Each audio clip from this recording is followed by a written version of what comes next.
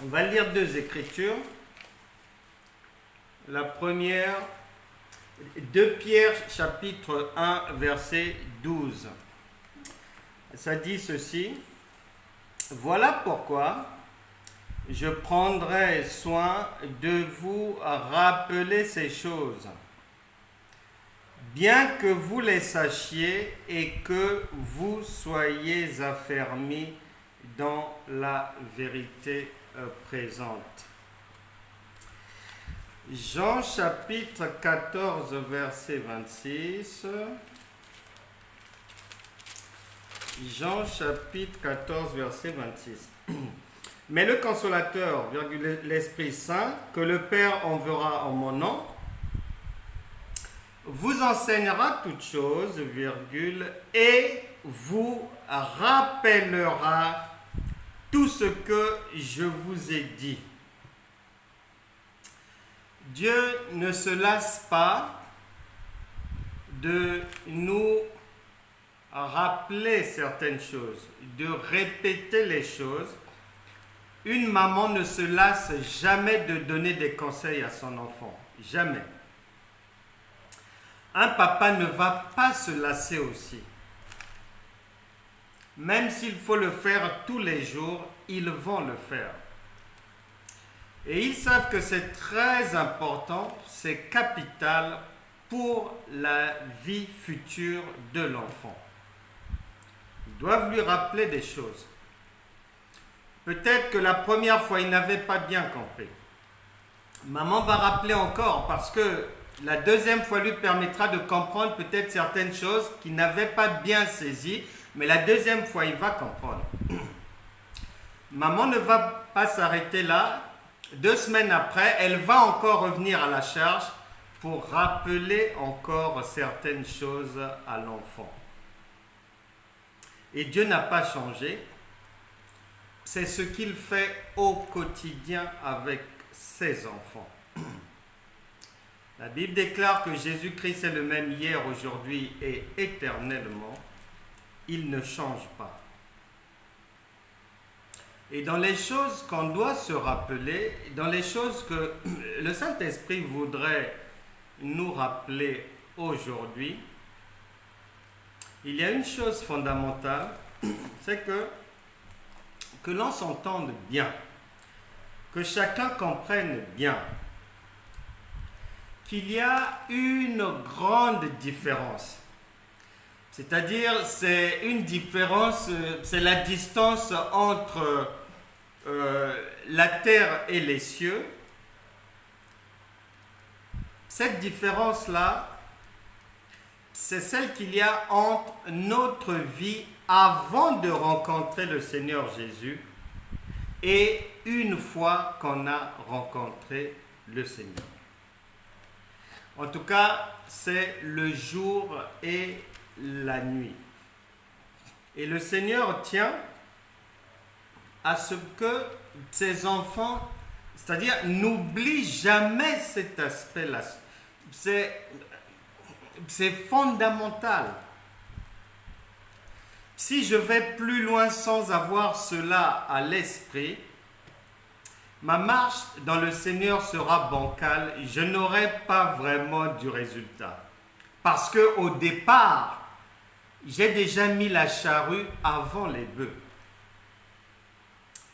Actes des Apôtres chapitre 2 verset 24 dit ceci. Actes des Apôtres chapitre 2 verset 24. Il est dit ceci. On parle du Seigneur Jésus. Dieu l'a ressuscité en le délivrant des liens de la mort. Parce qu'il n'était pas possible qu'il fût retenu par elle, par la mort. C'est une impossibilité. Et ce Jésus qui est sorti du tombeau, que la mort n'a pas pu retenir, que les liens n'ont pas pu retenir, que les attaques du diable, des ennemis, la présence de Judas, les coups foirés de Judas n'ont pas pu arrêter ou faire échec à ce que Dieu avait prévu faire. L'important pour nous n'est pas de lire, mais de comprendre que celui qui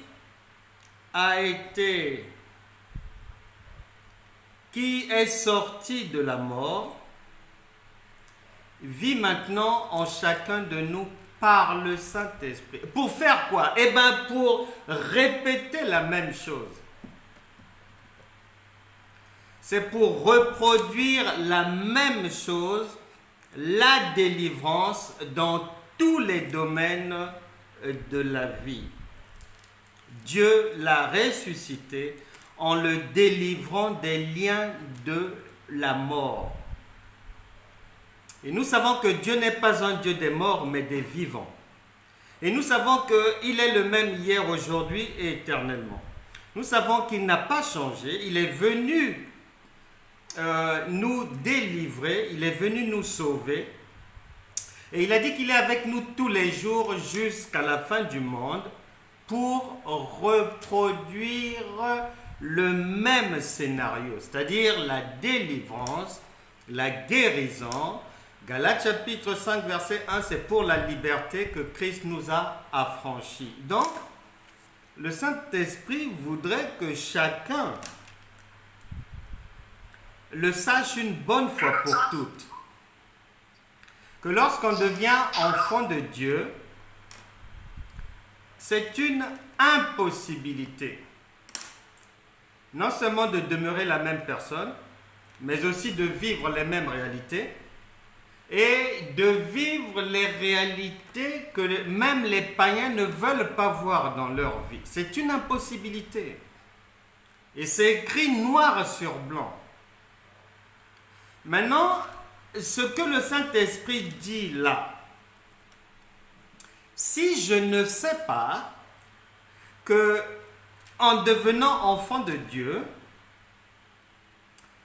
le Seigneur a prévu un avant dans ma vie et un après qui sont comme le jour et la nuit, si je ne le sais pas, je vais gober du n'importe quoi, je vais accepter tout et n'importe quoi, je vais accepter que Dieu m'aime dans la maladie, je vais accepter que non, même si je suis au bas de l'échelle, c'est pas grave, l'essentiel, je suis sauvé. Je vais accepter toutes sortes de...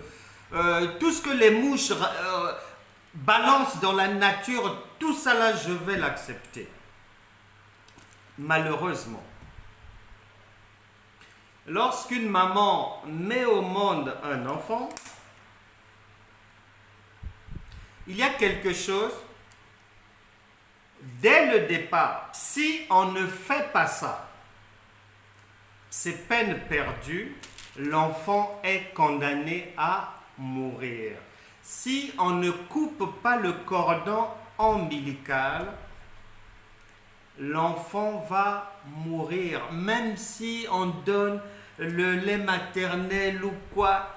Il y a une obligation, avant toute chose, de couper le cordon ombilical. Ici, c'est la même chose. Lorsque je deviens enfant de Dieu, savoir que je suis passé des ténèbres à la lumière, je suis passé du royaume de Satan au royaume de Dieu, je suis passé de l'échec à la réussite, savoir que je suis passé de l'impossibilité à une possibilité sans limite, c'est quelque chose de fondamental. Et ça commence d'abord là. Parce que si dans ma manière de vivre ma foi, j'accepte le fait que ça ne marche pas. J'avais échoué là-bas. Je ne vois pas l'avenir s'éclaircir. Dans notre famille, on échoue toujours. Or, la parole de Dieu m'apprend clairement que Dieu n'est pas un homme et que Dieu n'échoue jamais. Peu importe les adversités, le diable, les ceci, les cela, la présence de Judas, c'est Jésus lui-même qui l'a recruté, mais la présence de Judas, les conspirations de Judas, complot, les diffamations de Judas, tout ce qu'il faisait, impossible d'empêcher ce que Dieu a prévu faire se réaliser. Dieu n'échoue jamais. Si je marche dans le Seigneur en mettant dans mon logiciel de pensée, c'est-à-dire l'éventualité d'un échec, je sors de la foi. Puisque Dieu n'échoue jamais. Et moi, j'accepte que non, j'ai Dieu avec moi, je marche avec Dieu, oui. Bon, ce Dieu-là, bon, même si je suis en Christ, ça peut marcher, ça, c'est moyen, ça, c'est comme ceci. Je pourrais toujours échouer, je dois faire attention parce que dans l'autre rue, il y a Satan, là-bas, il y a les démons, là-bas, non. Une fois que je mets ça dans mon cerveau, l'éventualité de l'échec, sans pour autant que je ne le sache, je marche avec un Dieu qui n'est pas Dieu, puisque Dieu, lui, ne peut pas échouer. Mais moi, je marche dans mon crâne avec un Dieu qui est avec moi, mais il y a des suppositions que nous puissions échouer ensemble et dans la foi. C'est de la folie. Donc ce n'est pas Dieu. C'est un autre Dieu, c'est une autre personne parce que le vrai Dieu, il n'échoue jamais. C'est une impossibilité. La mort ici représente toutes les choses obscures, les choses désagréables que chacun ne veut en aucun cas voir dans sa vie. Et la Bible dit qu'il est impossible que le Saint-Esprit, qui est Jésus, il était impossible qu'il puisse être retenu par la mort, par l'échec, et que celui qui n'a pas pu être vaincu par la mort et les échecs, que j'accepte maintenant qu'une fois qu'il vient dans ma vie, c'est pour échouer. Mais non! Mais non! En Dieu, il y a une logique. Dieu est cohérent. Il ne marche pas dans l'incohérence. Il est cohérent. Donc si dès le départ, dès la maternité, j'arrive dans le Seigneur, né de nouveau, et que par ce que j'entends là, par d'autres enseignements là-bas, par les bruits des mouches, par le vent, par ce que les cafards disent, ah, il faut faire attention ici, ah, tu n'y arriveras pas, ah, ceci. Mais je ne suis plus avec de Nazareth. Je ne suis plus avec lui. Je marche avec une autre personne. Et c'est l'erreur qu'on peut commettre parce que pour réussir, c'est dès le départ, c'est-à-dire ce qu'on va commencer à faire va poser les bases de la réussite future. Et bien l'échec, c'est pareil. Ce que je vais commencer à accepter va plomber tout mon investissement dans le Seigneur si jamais, d'entrée de jeu, je ne sais pas que je marche avec un Dieu qui ne peut jamais échouer. Si je n'ai pas ça à l'esprit, eh bien je vais être hors sujet. Nous allons donc prier pour que cette prise de conscience ne puisse pas quitter l'un de nous, parce que des fois, on a une bonne prise de conscience le lundi, mais le vendredi, on accepte autre chose, ou on change d'avis, ou on hésite, ou bien on pense que Dieu est peut-être en vacances. Or, la Bible déclare, il ne sommeille ni ne dort, toujours là. Donc, on va prier pour que cette bonne prise de conscience du fait que notre premier pas dans le Seigneur commence par l'acceptation de notre entrée dans une vie nouvelle caractérisée par une absence totale de la notion d'échec. C'est là où les choses sérieuses commencent dans le Seigneur. Mais si on est né prématuré, si peut-être ma naissance dans le Seigneur, il y avait déjà eu une fausse couche, mais même moi-même, je ne m'en étais pas rendu compte. Et il y a des naissances dans le Seigneur comme ça. Je peux penser que je suis né en Christ, mais je suis très mal né. Donc on va prier pour que cette prise de conscience ne quitte plus jamais quelqu'un. Parce que cette prise de conscience, lorsqu'un problème survient, si je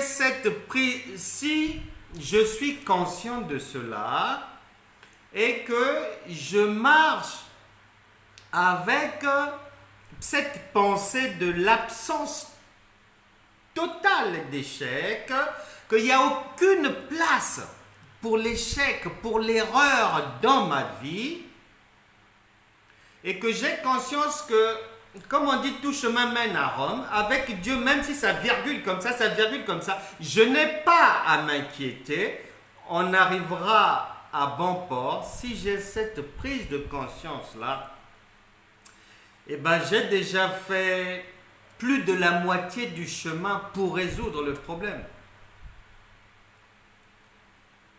Parce que c'est l'élément fondamental. Et si je n'ai pas ça à l'esprit, la Bible déclare que la foi de certaines personnes avait fait naufrage. Donc on va prier pour que la parole de Dieu, pour que Dieu dans son amour, qui ne se fatigue pas d'attirer notre attention, de nous rappeler ces choses, de nous faire comprendre que notre marche dans le Seigneur est une marche victorieuse qui consiste non pas à rechercher des victoires à droite, à gauche, non, mais à confirmer la victoire. Simplement. C'est une victoire acquise. Satan ne peut plus rien nous faire. Les démons ne peuvent rien nous faire. Ils n'ont aucun pouvoir devant nous. On a reçu le pouvoir de les faire taire. Donc, que le Saint-Esprit nous aide à retenir cela une bonne fois pour toutes, d'une manière éternelle. Plus besoin d'hésiter encore. Non, de toute manière, le Saint-Esprit ne se fatiguera pas en cas de besoin de nous rappeler encore ces choses. Prions le Seigneur. Seigneur, merci pour ta bonté, ta présence. Saint-Esprit, ta parole déclare que tes bontés se renouvellent chaque matin. Et aujourd'hui encore, tu les as renouvelées pour chacun de nous, Seigneur, en venant nous rappeler certaines choses. Peut-être que quelqu'un est face à une situation. et cherchant des solutions à droite, cherchant peut-être des solutions à gauche, se posant mille et une questions. Seigneur, merci pour ton amour parce que tu nous as donné la solution au problème. Tu nous apportes les réponses à nos questions. Tu n'es jamais loin. Aide-nous, Seigneur, à ne jamais l'oublier. Ta parole déclare que tu es celui qui ne sommeille ni ne dort. Seigneur, tu as vaincu pour nous une bonne fois pour toutes. Et tu nous as légué un héritage victorieux. Saint-Esprit, ouvre les cœurs de chacun. Ouvre notre entendement afin qu'on puisse retenir ces choses une bonne fois pour toutes. Que nous appartenons à ton royaume, un royaume victorieux d'avance, et que notre marche, notre pèlerinage sur cette terre, en réalité consiste uniquement à confirmer la victoire que tu nous as déjà attribuée. Nous te disons merci pour cela. Merci Seigneur pour le rappel de ces choses. Au nom de Jésus. Amen. Amen. Il y a la bonne manière de vivre notre foi et plusieurs mauvaises manières. Et l'une des mauvaises manières est d'être un chrétien, on va dire passif. Alors que Dieu est actif. Beaucoup d'enfants de Dieu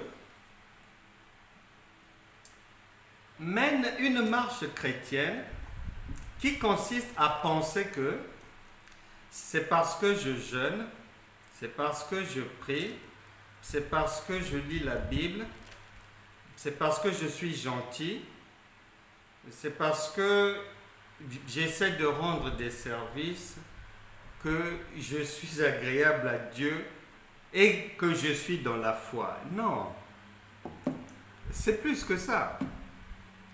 Ça, c'est rien, tout le monde peut le faire. C'est plus que ça. Si je fais ces choses et j'attends toujours, par exemple, quelqu'un, il veut travailler. Il prie, il jeûne pour ça, c'est bien. Mais d'autres, c'est comme s'ils attendent le travail à la maison, que Dieu vienne les embaucher à la maison. D'autres, c'est comme s'ils, c'est-à-dire, ils écoutent à droite, ils écoutent à gauche, non, là-bas, on ne recrute pas, là-bas, c'est difficile, mais qu'on te prenne et tout. Et la personne aussi prend tous ces bruits-là et va maintenant faire ses démarches en fonction des bruits entendus là. La Bible déclare que le Seigneur a dit, vous êtes la tête et non la queue. Et souvent on est pris au piège, marchant comme les gens du monde, parfois même derrière les gens du monde, parce que dans le monde, il y a des gens qui vont de l'avant, qui vont quand même se déplacer. Il y a des païens qui n'écoutent pas les conseils des fétistes, qui ne vont pas s'occuper de ça. Ils vont aller chercher le boulot là où on a dit que c'est compliqué. Pourquoi? Parce qu'il va suivre le désir de son cœur. Il veut travailler là-bas. Et il ne va pas suivre les bruits entendus à droite, à gauche qui vont le décourager. Et beaucoup d'enfants de Dieu mènent leur vie en fonction de soit de la mode, soit de ce qui se disent, soit de ce qui peut marcher, influencer. Ne prenons jamais d'initiative. Attendons toujours la facilité. Attendons que Dieu fasse pour eux. Mais il ne le fera pas. Ça ne se passe pas comme ça. Chacun doit faire sa part. Et souvent, la marche chrétienne de beaucoup, c'est une marche d'une personne qui, en fait, au lieu de descendre sur le terrain, la personne attend dans les tribunes. Mais tu fais quoi dans les gradins? Il faut descendre. Il faut aller de l'avant.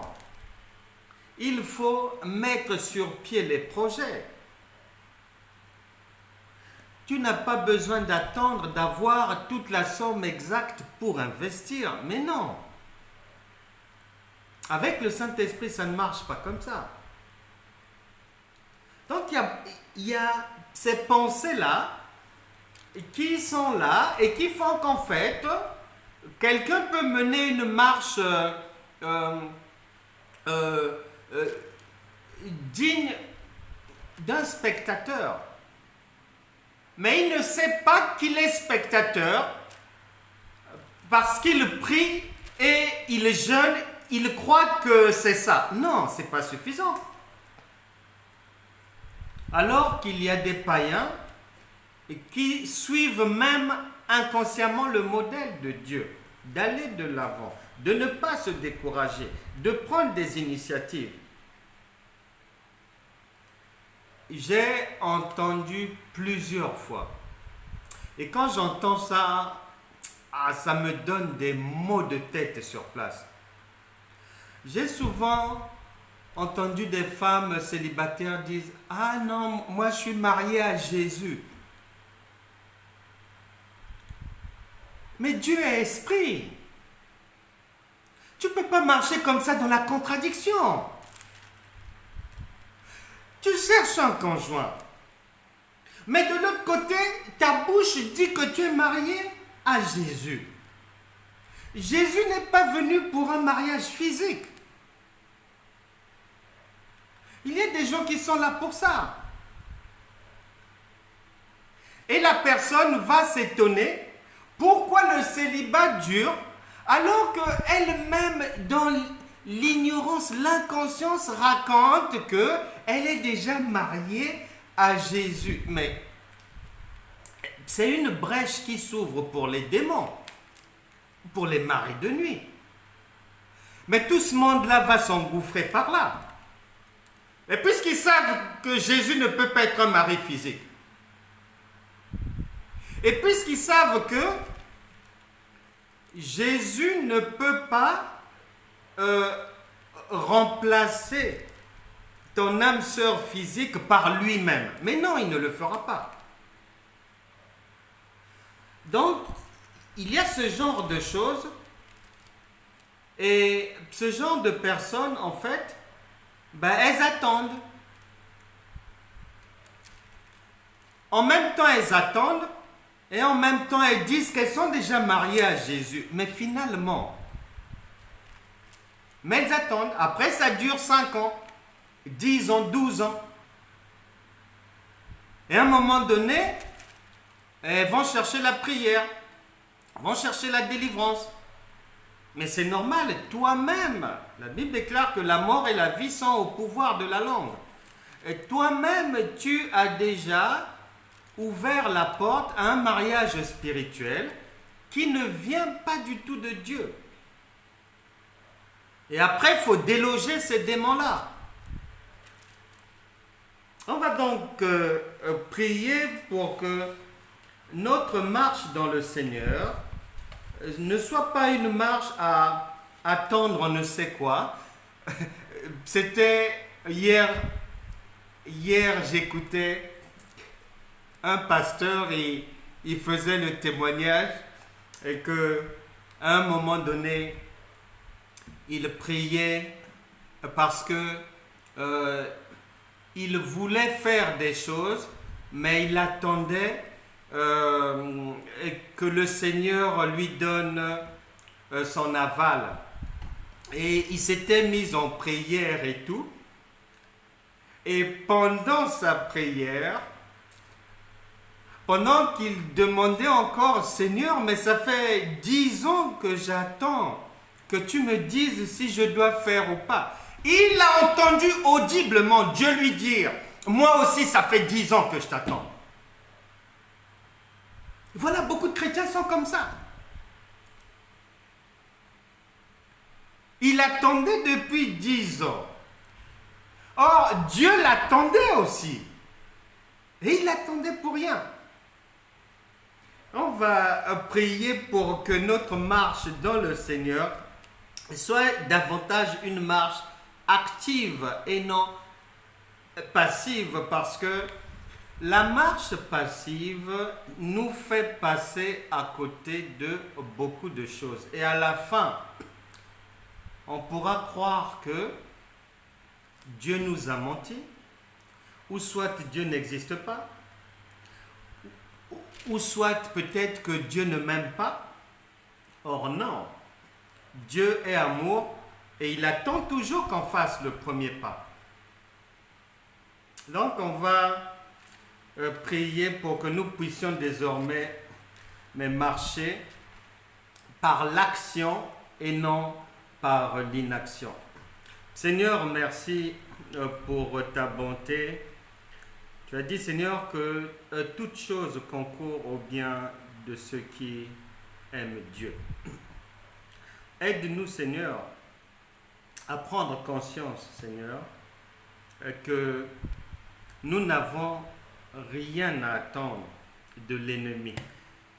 Nous n'avons rien à attendre, Seigneur, sans que nous ne puissions faire quelque chose. Aie pitié de nous, Seigneur, parce que parfois nous attendons, alors que tu es de l'autre côté déjà en train de nous attendre. Aie pitié de nous, éclaire notre vision des choses, éclaire notre perception des choses, Seigneur. Que tout projet qui était immobilisé, que toute chose, toute planification qui était en attente, qui était immobilisée dans la vie d'une personne ici, alors que le Seigneur t'attend depuis longtemps, au nom de Jésus, que ces choses avancent maintenant par la foi. Saint-Esprit, dirige chacun, éclaire chacun dans son cœur, dans son esprit, afin que chacun fasse ce qu'il y a lieu de faire dans tous les domaines de la vie pour manifester, pour voir la manifestation, Seigneur, des multiples grâces de Dieu. Merci, Seigneur, pour ton amour. Tout ira bien désormais, au nom de Jésus. Amen. Nous allons prier pour des personnes malades. Et toutes sortes de maladies, les insuffisances pulmonaires, le cancer, insuffisance rénale, toutes sortes de maladies. On va prier, on va mettre en prière les bien-aimés que nous connaissons aussi, qui sont mal dans leur corps, qui souffrent dans leur chair, et d'autres sont malades dans leurs pensées, que le Seigneur les requinque, les renouvelle, leur fasse du bien, et que tout le monde puisse être en bonne santé. Les témoignages des merveilles de Dieu, j'en entends toutes les semaines. Ce que Dieu fait, une fois qu'on a prié, j'entends des choses plusieurs jours après, sur ce que Dieu fait à droite, sur ce qu'il fait à gauche, pour toutes sortes de difficultés, toutes sortes de maladies. Il le fait. Il n'est pas mort, il est là, il est vivant. Et il a dit qu'il est avec nous tous les jours jusqu'à la fin du monde. N'ayez jamais peur du nom donné à la maladie. N'ayez jamais crainte de l'appellation de la difficulté. N'ayez jamais peur des choses qui font peur aux hommes, aux païens. N'ayez pas peur parce que le Dieu qui est en nous est un Dieu véritablement tout puissant. Et la volonté de Dieu est toujours de faire du bien parce que une maman, une femme, le cœur d'une femme a été conçu, fabriqué, disposé par le Créateur de telle sorte que l'une des choses qui réjouit le cœur d'une femme, c'est lorsqu'elle entend parler, lorsqu'elle a des échos qui parlent du bien d'elle.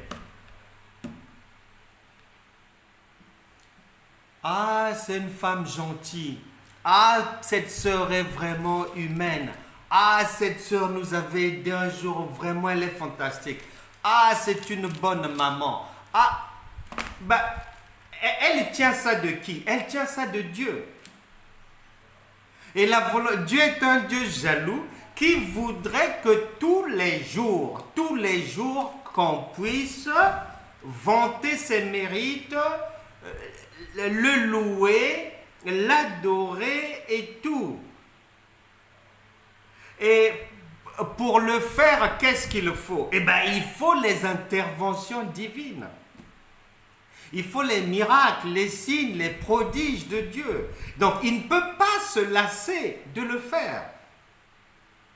Une femme ne se fatiguera jamais de faire des choses derrière lesquelles on parlera du bien d'elle. Elle a pris ça chez Dieu. Elle va prendre ça où, si ce n'est pas chez Dieu? Donc le Seigneur attend toujours, il est toujours disposé à faire du bien, à sortir les gens des situations difficiles, à bénir, à guérir, à délivrer, à pourvoir et tout, mais à condition qu'on le sache. À condition qu'on le sache. Si je marche avec dans ma tête un Dieu qui peut me trahir, mais il va dire, mais cet enfant-là, vraiment, mais ça ne va pas.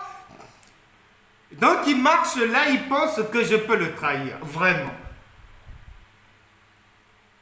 Et quel est cet enfant qui pourrait marcher avec les camarades et leur dire que s'il y a un danger qui arrive là, que si mon père est informé, il ne viendra pas me secourir. Ça n'existe pas.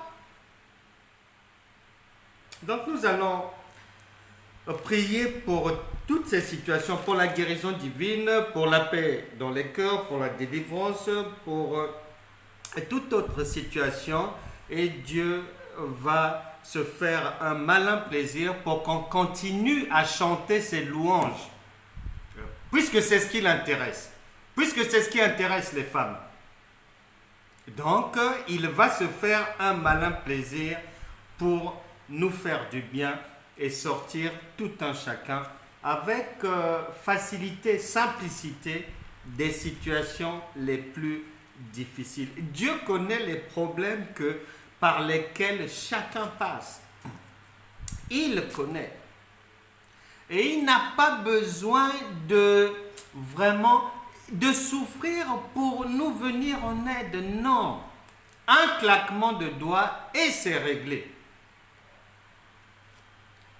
Nous prions.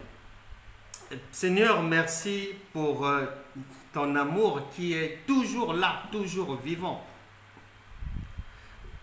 Seigneur, tu es porteur, Saint-Esprit, des solutions à tous nos problèmes. Au nom de Jésus.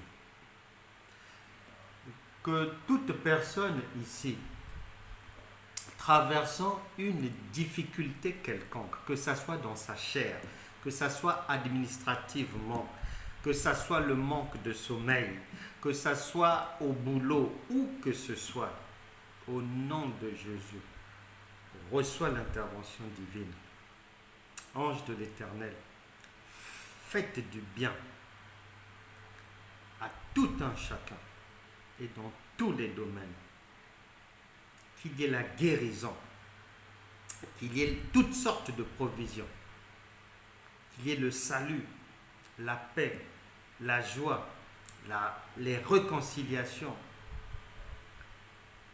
qu'il y ait, Seigneur, le repos de Dieu, que les difficultés sans fin, les problèmes à répétition, la vie harassante s'arrête maintenant au nom puissant de Jésus. Et que la joie du Seigneur prenne la place désormais dans les cœurs, dans les esprits, dans les âmes, dans les corps et dans la vie concrète au nom de Jésus. Amen. Amen.